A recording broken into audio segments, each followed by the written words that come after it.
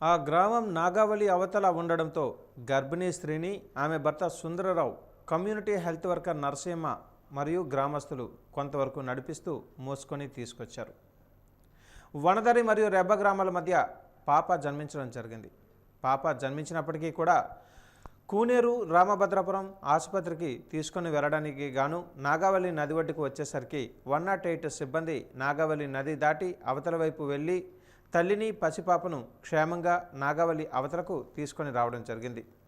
ఇప్పటికే కొమరాడ మండలంలో ఇలాంటి సంఘటనలు ఎన్నో జరిగే పరిస్థితి ఉందని, ఇలాంటి సందర్భంలో పూర్ణపాడు లాబేసు వంతెన పూర్తి చేస్తే అటు గిరిజన ప్రాణాలకు రక్షణగా ఉంటుందని చెప్పక తప్పదు. ఇది పాలకుల నిర్లక్ష్యమా లేక గిరిజనుల శాపమా తెలియని పరిస్థితి కొమరాడ మండలంలో ఉందని చెప్పక తప్పదు. ఎందుకంటే స్వాతంత్రం వచ్చి ఇన్ని సంవత్సరాలైన గిరిజనులకు తప్పని డోలీ మోతలు, కష్టాలు, ఇంకెన్నో ఇబ్బందులు పడుతూనే ఉన్నారు. ఈ సందర్భంగా సిపిఎం పార్టీ మండల కన్వీనర్ కొల్లి సాంబమూర్తి మాట్లాడుతూ, కొమరాడ మండలంలో చోళపదం పంచాయతీలో మారుమూల గిరిజన గ్రామై అటు ఒరిస్సా సరిహద్దు వద్ద ఉన్న వనదర గ్రామానికి చెందిన పువ్వుల జయమ్మ, వైఫ్ ఆఫ్ సుందర్రావు ఆమెకు సోమవారం ఉదయం పురిటి నొప్పులు వచ్చాయని అన్నారు. వెంటనే గ్రామస్తులు ఉదయం 5:34 108కి ఫోన్ చేయడం జరిగిందని అన్నారు.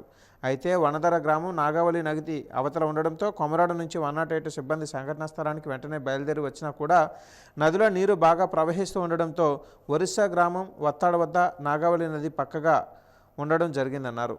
పూసర్లపాడు వంతెనను త్వరగా పూర్తి చేయాలని డిమాండ్ చేశారు.